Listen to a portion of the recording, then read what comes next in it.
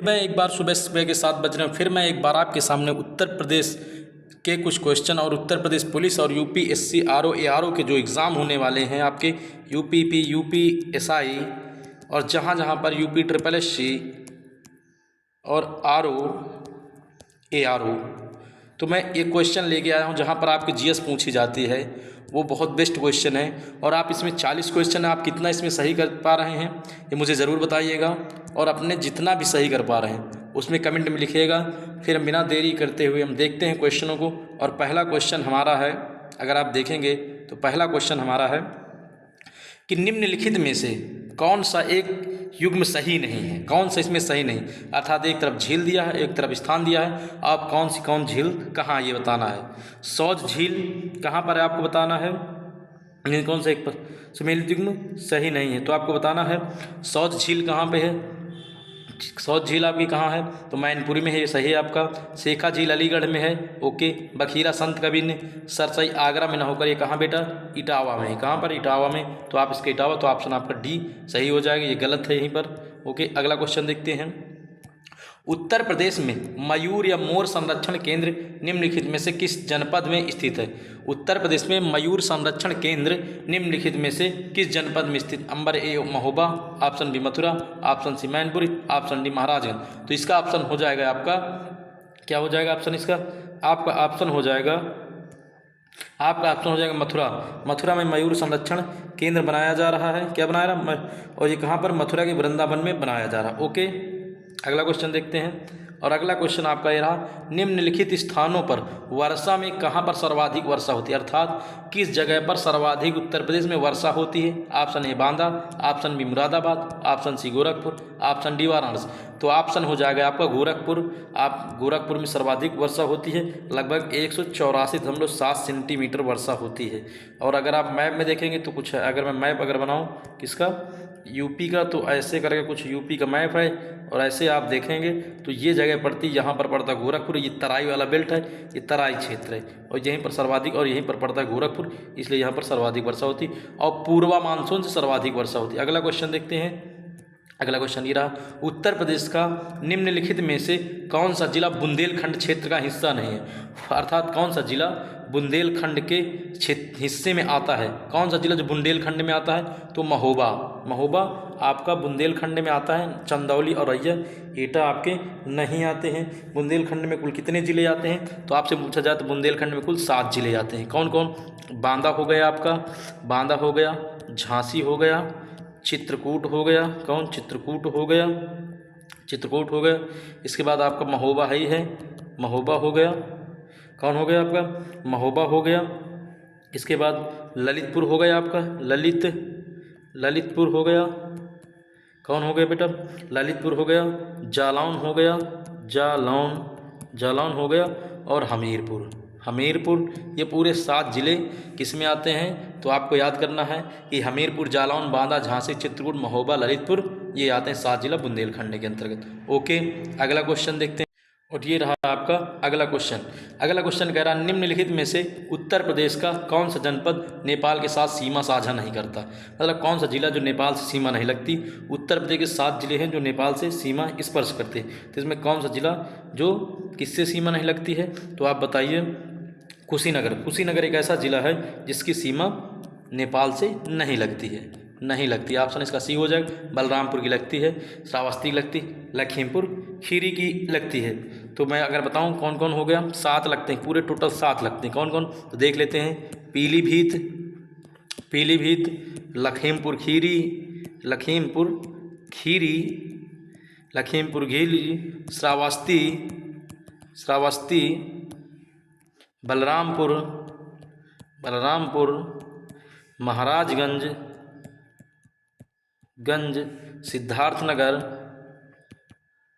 सिद्धार्थनगर,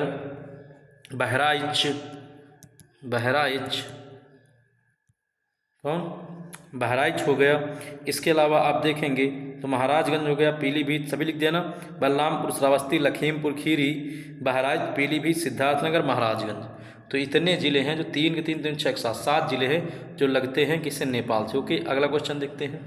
और अगला क्वेश्चन आपका ये रहा, जून 2023 में क्या कह रहा है, जून 2023 में किस जर्मन बुक ट्रेड को शांति पुरस्कार के लिए चुना गया था? तो 2023 में किस बुक को जर्मन ट्रेड के लिए शांति पुरस्कार के लिए चुना गया था? तो आप बताइए, जो मोहम्मद यूनुस, सलमान रुश्दी, तस्लीमा नसरीन या इनमें से कोई? तो सलमान रुश्दी को इसके लिए चुना गया था। कब चुना गया था? और इनको 22 अक्टूबर 2023 को ये पुरस्कार दिया गया था। ओके, इसमें 25,000 यूरो दिए जाते हैं। ओके, तो आप याद रखिएगा, ये भारतीय मूल के ब्रिटिश लेखक हैं, ये भारतीय मूल के ब्रिटिश लेखक हैं। अगली पुस्तक का नाम दो। पुस्तक अजय टू योगी आदित्यनाथ के लेखक कौन है? पुस्तक अजय टू योगी आदित्यनाथ के लेखक कौन है? प्रकाश सिंह, शांतनु गुप्ता, राकेश रस्तोगी, ये इनमें से कोई नहीं। तो इसके शांतनु गुप्ता हैं, जिसको उन्होंने 5 जून 2023 को इस बुक को लिखा। कब लिखा? 5 जून 2023 को इस बुक को इन्होंने लिखा है। ओके, अगला क्वेश्चन देखते हैं। ये रहा, कह रहा है जून 2023 में किसके द्वारा नॉलेज शेयरिंग प्लेटफॉर्म लॉन्च किया? जून 2023 में किसके द्वारा नॉलेज शेयरिंग प्लेटफॉर्म लॉन्च किया गया? ऑप्शन ए कृषि और किसान कल्याण विभाग, ऑप्शन बी भारतीय राष्ट्रीय राजमार्ग प्राधिकरण। किसके द्वारा नॉलेज शेयरिंग प्लेटफॉर्म? या गृह मंत्रालय द्वारा या सांस्कृतिक मंत्रालय के अंतर्गत? तो आप बताएंगे भारतीय राष्ट्रीय राज प्राधिकरण के द्वारा यह नॉलेज शेयरिंग प्लेटफॉर्म लॉन्च किया गया। ओके, और इसमें क्या होगी? इसका नागरिकों को श्रेष्ठ व्यवहारों को साझा करना और राष्ट्र के निर्माण में योगदान देना, ये इसका मेन था। अगला क्वेश्चन, निम्नलिखित में से कौन कनिष्क के लेखक और राजवैद्य था? कनिष्क के राजवैद्य था। वाल्मीकि, नागार्जुन, पतंजलि, चरक। तो कनिष्क के दरबार में कौन रहता? चरक रहते थे। कौन रहते थे बेटा? तो कनिष्क के दरबार में एक व्यक्ति रहता जिनका नाम चरक था, और इन्होंने एक बुक लिखी जिसका नाम था चरक संहिता। क्या लिखा था? चरक संहिता नामक इन्होंने बुक की रचना की थी। किसकी? चरक संहिता नामक बुक की इन्होंने रचना की थी। ओके,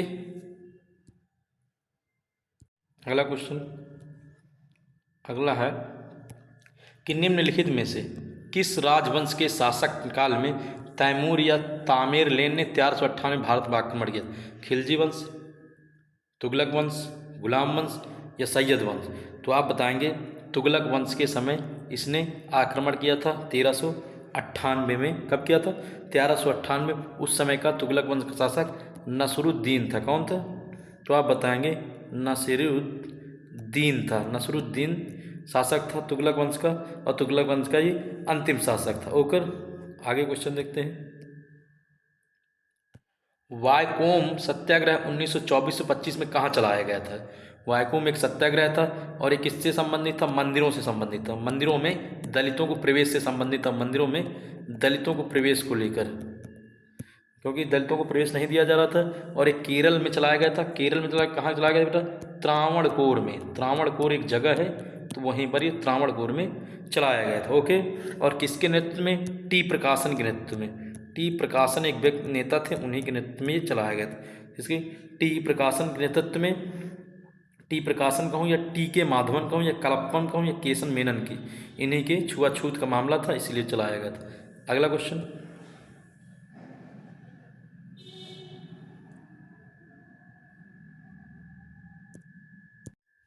एक व्यक्ति थे। अब अगला क्वेश्चन देखते हैं। भगत सिंह, सुखदेव और राजगुरु को उनकी पुण्यतिथि पर श्रद्धांजलि देने के लिए श्रद्धांजलि देने के लिए भारत में 23 मार्च को किस दिवस के रूप में मनाया जाता है? तो आप बताएंगे किस दिवस के रूप में मनाया जाता है? तो शहीद दिवस के रूप में मनाया जाता है। शहीद दिवस के रूप में मनाया जाता है। और उनको फांसी कब दी गई थी बेटा? तो 31 मार्च और 1931 को इनको फांसी दी गई थी। 31 मार्च 1931 को इनको फांसी दी गई थी, भगत सिंह, राजगुरु और सुखदेव को, इसीलिए उनकी याद में ये मनाया जाता। और मामला क्या था? लाहौर षड्यंत्र था। लाहौर षड्यंत्र मामला था, षड्यंत्र वाला, इसलिए इन पर केस चला था और इसमें इनको फांसी दी थी। अगला क्वेश्चन देखते हैं, तो ऑप्शन इसका बी हो जाएगा। अगला, राष्ट्रीय कांग्रेस कार्यकारी समिति ने भारत छोड़ो नामक आंदोलन का अनुमोदन कहाँ किया था? वर्धा में, नागपुर में, दिल्ली में, मुंबई में। तो आप बताएंगे इसका आंसर आपका हो जाएगा। तो ऑप्शन इसका होगा, अगर मैं बताऊं, अगला क्वेश्चन देखेंगे तो ये वाला होगा, और इसका ऑप्शन क्या हो जाएगा बेटा, तो आप देखेंगे इसका ऑप्शन हो जाएगा मुंबई।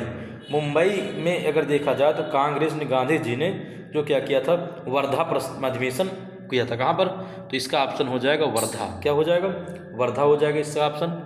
और वर्धा में इन्होंने क्या किया था, तो आप देखेंगे इन्होंने वर्धा में ये प्रस्ताव पारित किया था। ओके, और इसके बारे में पढ़ते हैं थोड़ा। तो 14 जुलाई 1942 को, 14 जुलाई 1942 को वर्धा में क्या हुआ था, एक अधिवेशन भारत छोड़ो प्रस्ताव प्रस्तुत किया था। और इसी प्रस्ताव के तहत 8 अगस्त 1942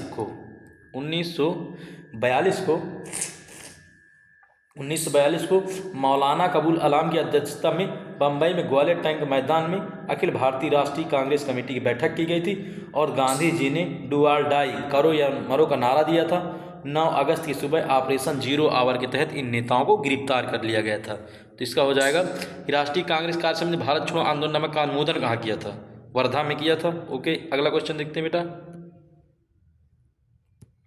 निम्नलिखित में से किस भारतीय राज्य की सीमा नेपाल से नहीं लगती है, आसाम, पश्चिम बंगाल, उत्तर प्रदेश, उत्तराखंड। तो यहाँ पर देखोगे तो उत्तराखंड की भी लगती है, आंध्र प्रदेश की लगती है, पश्चिम बंगाल की भी लगती है, लेकिन लगती किसकी नहीं, आसाम की सीमा नहीं लगती है। ओके, तो आसाम की सीमा नहीं लगती है। और कितनी, 1751 किलोमीटर पूरी सीमा टोटल मतलब राज्यों से लगती है। और किससे कैसे लगता है, पश्चिम बंगाल से तो लगता है नेपाल, उत्तराखंड से लगता है, उत्तर प्रदेश, बिहार से भी लगता है। आप देखें, बिहार से लगता है और सिक्किम से। तो 5 राज्यों से लगता है। कौन, पश्चिम बंगाल, उत्तराखंड, उत्तर प्रदेश, बिहार और सिक्किम से। तो इतने राज्यों से इसकी सीमा लगती है। ओके, अगला क्वेश्चन देते हैं। पूछ रहा है, भारत के किस राज्य का सबसे लंबा समुद्री सीमा है, केरल का, तमिलनाडु का, महाराष्ट्र का, गुजरात। तो सबसे लंबी गुजरात की सीमा कितनी, 1200 लगभग किलोमीटर। लेकिन अगर केंद्र शासित प्रदेश पूछे तो फिर अंडमान निकोबार की लगती है 1962, लेकिन अंडमान निकोबार है नहीं क्योंकि वहाँ पर द्वीपों से। लेकिन राज्यों में सबसे ज़्यादा गुजरात लगते कितने, 9 राज्य लगते हैं समुद्र तटीय सीमा से। ओके, अब बात करते हैं ये क्वेश्चन की। विश्व का एकमात्र तैरता हुआ डाकघर किस झील पर स्थित है, विश्व का एकमात्र तैरता हुआ डाकघर किस उसमें है, तो आप बताएंगे। भारत में विश्व में एकमात्र तैरता हुआ डाकघर जम्मू कश्मीर स्थित डल झील में, डल झील जम्मू कश्मीर पड़ती है, इसी में तैरता हुआ डाकघर लगाया गया है। जबकि लोकटक झील कहाँ पर है, मणिपुर में है बेटा, मणिपुर। इसमें तैरता हुआ नेशनल पार्क है, इसमें तैरता हुआ नेशनल पार्क है। केबुल लामजाओ नेशनल पार्क आप जानते होंगे। बूलर झील जम्मू कश्मीर, चिल्का उड़ीसा में है बेटा, चिल्का आपकी उड़ीसा में है। ओके, क्वेश्चन आपसे पूछ रहा है कि दक्षिण पश्चिम मानसून से, किससे, दक्षिण पश्चिम मानसून से भारत के पूर्वी तट की अपेक्षा आपके पश्चिमी तट पर ज़्यादा बारिश होने का क्या कारण है। तो अगर मैं आपको मैप बनाऊं तो ऐसे देखो, तो ये पूछ रहा है ये तट में बारिश क्यों होती है ज़्यादा, यहाँ क्यों कम होती है। तो यही हम देखेंगे, ऐसा क्या, यहाँ देखोगे इसका आंसर क्या कह रहा है, पूर्वी तट की अपेक्षा यह तट सीधा है, पश्चिमी घाट हवा को रोकने में जिससे बारिश होती है, ये चीज़ है। या पश्चिमी तट, पूर्वी तट पश्चिमी तट से ज़्यादा चौड़ा है, पूर्वी घाट हवा की दिशा के समानांतर पड़ता है। तो इसका आंसर क्या हो जाएगा, आप बताइए। इसका आंसर हो जाएगा बी। और कह रहा पश्चिमी घाट हवा को रोकती है जिससे बारिश, क्योंकि ये वाला जो एरिया है ये, तो आप देखेंगे इस एरिया में जो पश्चिमी घाट है यहाँ पर बड़ी बड़ी चोटियाँ और पहाड़ियाँ हैं, क्या हैं बेटा, तो यहाँ पर बड़ी बड़ी चोटियाँ और पहाड़ियाँ, जिसके कारण यहाँ पर मानसून टकराता है और इसलिए यहाँ पर बारिश हो जाती है। ओके, अगला क्वेश्चन देखेंगे हम लोग। कह रहा पौधों की सिंचाई के लिए निम्न में से किस तकनीक के अंतर्गत सकरी नालियों का उपयोग किया जाता है जिससे पानी सीधे पौधों की जड़ों तक पहुँच जाए। उस सिंचाई को क्या कहते हैं, उप सिंचाई, छिड़काव स्प्रिंकल सिंचाई, सीढ़ीदार खेती, टपक ड्रिप सिंचाई। तो आप बताएंगे कौन सी सिंचाई होनी चाहिए। तो आप बताएंगे इसमें टपक ड्रिप सिंचाई जो होती है उसमें क्या होता है, नाली बना, जैसे मान लो ये पेड़ लगे हैं तो यहाँ पर नाली और इसी पेड़ के पास पानी टुप टुप गिरता रहता है, तो ये पेड़ के पास, तो इस तरह की वजह सिंचाई को क्या है, टपक सिंचाई या ड्रिप सिंचाई कहते हैं। ओके, अगला क्वेश्चन देखते हैं। भारतीय संविधान के किस अनुच्छेद में यह उल्लेख किया गया है? भारतीय संविधान किस अनुच्छेद में यह उल्लेख किया गया है? उल्लेख किया गया कि राष्ट्रपति या राज्यपाल या राज्य के राज प्रमुख अपने पद की शक्तियों के प्रयोग और कर्तव्यों के पालन के लिए किसी भी न्यायालय के प्रति उत्तरदायी नहीं होंगे। मतलब जो राष्ट्रपति और राज्यपाल या राज्य का राज्य प्रमुख अपने पद पर आसीन रहेगा, उस समय यदि कोई कार्य रहता है तो उसको न्यायालय में चुनौती नहीं दी जा रही, इनका कहने का मतलब ये है। तो आप बताएंगे आर्टिकल 300 अनुच्छेद 361 ये कहता है। 352 क्या कहता है? वित्तीय आप किसकी बात करता है? 352 किसकी बात करता है आप बताइए जरा मुझे। 352 क्या कहता है आपका? इसमें जो लगता है क्या होता है, वित्तीय आपात लगता है, और अनुच्छेद 352 और 352 हो गया। 356 के तहत राष्ट्रपति शासन लगता है, राष्ट्रपति शासन लगता है 356 के तहत, और 360 के लिए वित्तीय आपात लगता है, वित्तीय आपात लगता है। तो ऐसे ही होते हैं। 356 का प्रयोग कर राष्ट्रपति द्वारा राज्यपाल, जैसे किसी राज्य में शासन सही नहीं चल रहा है तो वैसी स्थिति में राष्ट्रपति शासन लगता है। ओके, अगला क्वेश्चन देखते हैं ये वाला। भारत के संविधान के निम्नलिखित अनुच्छेदों में से कौन सा अनुच्छेद धार्मिक स्वतंत्रता का अधिकार देता है? किसकी? धार्मिक स्वतंत्रता। तो अनुच्छेद 1 ऑप्शन 19 से 22, अनुच्छेद 23 से 24, अनुच्छेद 14 से 18, अनुच्छेद 25 से 28। तो अनुच्छेद 25 से 28 धार्मिक स्वतंत्रता की बात करता है। ओके, 23 से 24 किसकी बात करता है? किसी बलात्कार वगैरह की बात करता है। अनुच्छेद 19 से 22 ये भाषण की अभिव्यक्ति की बात करता है, भाषण अभिव्यक्ति की बात करता है। जो समानता की बात करता है, समानता की बात करता है। 14 से 18 थे, 19 से 22 में भाषण अभिव्यक्ति की स्वतंत्रता की बात करता है, और 23 से 24 में बलाश्रम और 6 से 14 वर्ष के बच्चों के लिए कि कारखानों में रोक लगाता है, बेगारी वगैरह। अनुच्छेद 25 में धर्म की स्वतंत्रता का प्रचार। ओके, अगला, दो राज्यों के बीच विवाद सर्वोच्च न्यायालय के किस अधिकार क्षेत्र के अंतर्गत आता है? अपीली, सलाहकारी, विशेष या मौलिक? तो इसका ऑप्शन हो जाएगा मौलिक। क्या? और किस अनुच्छेद के तहत? तो 131 अनुच्छेद है, उसी के तहत ऐसा होता है। किसके अनुच्छेद? 131 के तहत ऐसा किया जाता है। संविधान के अनुच्छेद 131 के अनुसार उच्चतम न्यायालय में मूल या प्रारंभिक क्षेत्र अधिकार के अंतर्गत ऐसे मामले आते हैं। भारत संघ तथा उसके राज्य क्षेत्र आते हैं। ओके, अगला क्वेश्चन देखते हैं क्या कह रहा। केंद्र शासित प्रदेश लद्दाख में कितने जिले हैं? पूछ रहा है केंद्र शासित प्रदेश लद्दाख में कितने जिले? तो आप बताएंगे 2 हैं।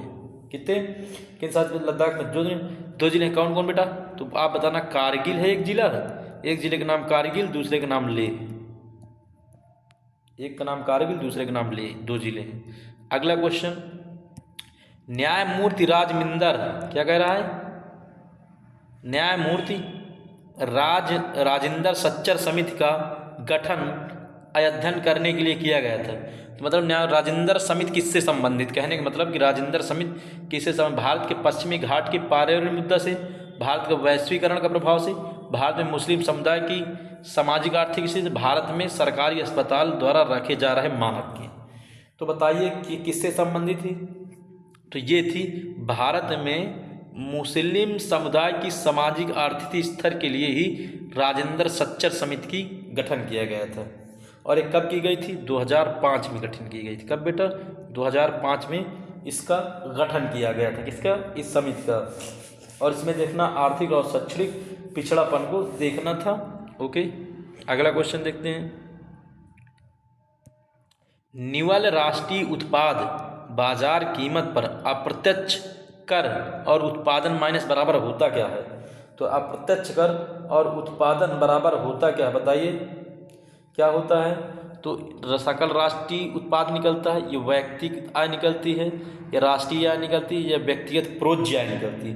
तो इसमें राष्ट्रीय आय की गणना होती है। मतलब पूरा जो उत्पादन होता है, निवल राष्ट्रीय उत्पादन बाजार कीमत माइनस अप्रत्यक्ष कर माइनस उत्पादन कर बराबर राष्ट्रीय आय। एक वर्ष में कितनी आपकी शुद्ध राष्ट्रीय आय किसी देश को प्राप्त होती है। ओके, अगला क्वेश्चन देखते हैं बेटा। लारेंज वक्र क्या करता है? लारेंज वक्र और गिनी गुणांक दो होते हैं। लारेंज वक्र का काम क्या है? ये मुद्रास्फीति को नापता है, बेरोजगारी को नापता है, आय के वितरण को दर्शाता है या गरीबी को दर्शाता है? तो ये आय के वितरण को दर्शाता है कि आय में कैसी असमानता देखने को मिल रही भारत में, कि जैसे अंबानी के पास बहुत पैसा है, गरीब लोग और गरीब होते जा रहे हैं, अमीर लोग अमीर होते जा रहे हैं। तो ये ऐसा होता है। और इसका कुछ चित्र ऐसे बनता है, ऐसे आप देखेंगे इसका जो चित्र होता है ऐसे बनता है, कैसे बनता है? ऐसे, और यहाँ से ऐसे कर रहता है, ऐसे कुछ चित्र इसका बनाया जाता है। और इसी में मानक होता है अपना यहाँ से 10, 20, 30 करके, तो ये होता है नापने का एक वो। अगला क्वेश्चन, एक क्षेत्रीय ग्रामीण बैंक में भारत सरकार का हिस्सा कितना % होता है? अर्थात भारत का हिस्सा % कितना होता है ये आपको बताना है क्षेत्रीय ग्रामीण बैंक पर। तो हिस्सेदारी आपको बताना है, तो आपको बताइए कितना हो सकता है? 20%, 50%, सी 60%, डी 40%। तो इसका आपका आंसर हो जाएगा 50%। कितना? 50% होता है केंद्र का। 50% किसका होता है? ग्रामीण बैंक केंद्र का। और उसके बाद रहे तो 15% राज्य सरकार का होता है। किसका? तो आप बताएंगे 15% होता है 15% इसमें राज्य सरकार का होता है, राज्य सरकार का। और 35% बैंक का होता है, बैंक का 35% बैंक। इस प्रकार 100। और क्षेत्रीय ग्रामीण बैंक की स्थापना 1975 2 अक्टूबर 1975 की गई थी। अगला क्वेश्चन, निम्नलिखित में से कौन सी संस्था भारत में रेपो दर और रिवर्स रेपो दर निर्धारित करती है? आरबीआई बेटा करती है। कौन करती है? आरबीआई करती, रिजर्व बैंक ऑफ इंडिया करती है। इसका हम आगे देखते हैं। आपको दिख रहा होगा वित्त मंत्रालय, स्टेट बैंक, आरबीआई या भारतीय। तो इसका ऑप्शन हो जाएगा आरबीआई, ऐसे काम करती है। और आरबीआई की स्थापना 1934 के एक्ट के तहत, कानून के तहत 1935 में की गई थी। कब की गई थी? और इसकी तब जमा राशि 5 करोड़ रुपए थी। इसकी जब स्थापना की गई थी, कब की गई थी? और इसका राष्ट्रीयकरण जब किया गया आरबीआई, कब किया गया है? तो आपसे पूछे तो आप बताएंगे 1 जनवरी 1949 को इसका राष्ट्रीयकरण किया गया आरबीआई का। ओके, तो आप याद रखिए इसका राष्ट्रीयकरण। और ये रेपो दर, रिवर्स रेपो दर और बहुत चीज़ों का निर्धारण करती है, और बैंक दर का निर्धारण करती है। अगला देखते हैं, पूछ रहा है आपसे, प्रधानमंत्री उज्ज्वला योजना इनमें से किस वर्ष प्रारंभ की गई? जिसमें बढ़ रहे थे क्या? गैस सिलेंडर बढ़ रहे थे। और एक कहाँ चली थी? तो ये उज्ज्वला योजना 1 मई, ये उज्ज्वला योजना 1 मई 2016 या 2014 या 2020 या तो पहले चली थी ये 1 मई 2016 को चली थी बेटा, 2016 को। और यूपी के एक ज़िला जिसका नाम बलिया है, बलिया ज़िले से प्रधानमंत्री मोदी ने चलाया था। ओके, तो आप याद रखिएगा। तो प्रधानमंत्री उज्ज्वला योजना तब चली गई थी, और इसके तहत 5 करोड़ गैस सिलेंडर देना था। बाद में इसको बढ़ाकर 18 करोड़ कर दिया गया था। और प्रधानमंत्री उज्ज्वला 2.0 10 अगस्त 2021 को चलाई गई थी महोबस। अगला 7, गोल्डन हैंडशेक निम्नलिखित में से किस योजना का एक और नाम है? तो आप बताइए किसका क्या नाम है?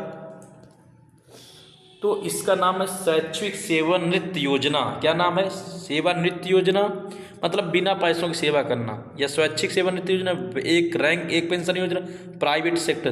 तो इसका ऑप्शन हो जाएगा बी, स्वैच्छिक सेवानिवृत्ति योजना होती है। ओके, इसका संबंध इसी से है, और ये चलाई जाती है गोल्डन हैंडशेक योजना।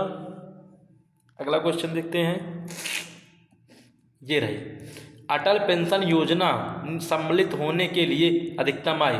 यदि आप अटल पेंशन योजना के मालिक बनना चाहते हैं तो आपकी एज कितनी होनी चाहिए? तो एज 45 वर्ष, 35 वर्ष, 40 वर्ष या 50 वर्ष। 40 वर्ष आपकी एज होना चाहिए अधिकतम। ओके, और इसके क्या कहते, ये कब चलाई गई? तो 9 मई 2015 को चलाई गई थी। कब चलाई गई बेटा? तो 9 मई 2015 की योजना चलाई गई थी। आप इसमें 100 से मतलब इसमें आप क्या कर सकते हैं, आपको 1000 से 5000 तक पेंशन मिलेगी, लेकिन आपको इसमें पैसा जमा करने पड़ेगा। और अभी से आप जमा करेंगे 10-20 साल, जब आप 60 साल के होंगे तब ये पेंशन आपको मिलेगी। तो पहले 20 साल आप जमा करोगे भाई, जैसे 40, अधिकतम 40 एज मांगा इन्होंने, कि 40, क्योंकि अगर आप 59 के, अगर 59 के जमा कई के 18 से 40 तक मांगा है, तो 59 में अगर ऐसा होता है कि 59 साल में जमा करी तो 60 साल में मिल जाई, तो बहुत लोग जमा करते हैं। लेकिन सरकार बुद्धिमान होती, पब्लिक होती चूतिया। सही बता रहा हूँ। इसमें सरकार भाई अब 40 साल में से तुम जमा अधिकतम कहा 40, तो 40 वाला जब जमा करें तो पहले वो 20 साल जमा करे, और तब 1000 तुमका 20 साल बाद तुमका 5000 की वैल्यू कितनी खत्म हो जाए वैल्यू। सरकार की सब नौटंकी है बताने की। ओके, अगला न्यूरॉन सिद्धांत के लिए 1996 नोबेल पुरस्कार किसे प्रदान किया था? न्यूरॉन सिद्धांत के लिए नोबेल पुरस्कार किसे प्रदान किया गया था?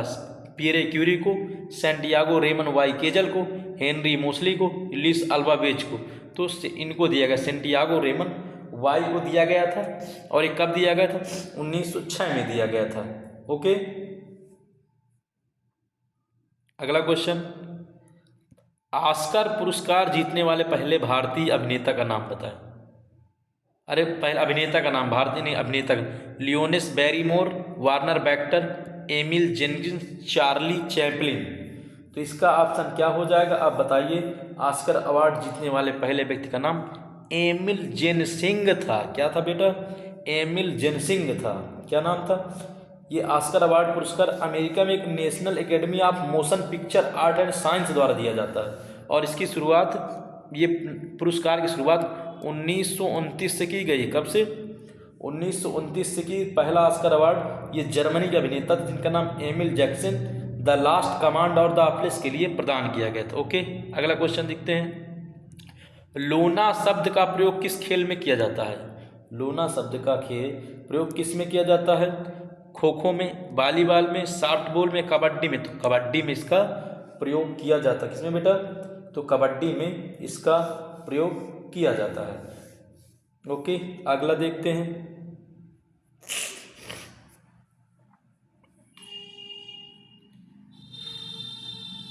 अगला क्वेश्चन हमारा ये है, 11 जुलाई को प्रत्येक वर्ष के रूप में मनाया जाता है विश्व जनसंख्या दिवस, विश्व पर्यावरण दिवस, विश्व स्वास्थ्य दिवस या विश्व जल दिवस? तो ये मनाया जाता है विश्व जनसंख्या दिवस। 5 मनाया जाता है हर साल 5 जुलाई, जब 8 अरब जनसंख्या होगी तभी से मनाना शुरू हुआ है। पर्यावरण 5 जून को मनाया जाता है। विश्व जल दिवस 22 मार्च को मनाया जाता है।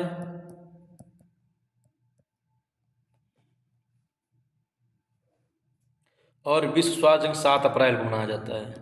7 अप्रैल को मनाया जाता है। ओके, अगला क्वेश्चन देखते हैं। प्रसिद्ध उपन्यास द इनहेरिटिंग ऑफ लॉन्स किसने लिखा है? किसने लिखा है ये उपन्यास? आर के नारायण ने, अंति राय ने, विक्रम सेठ ने या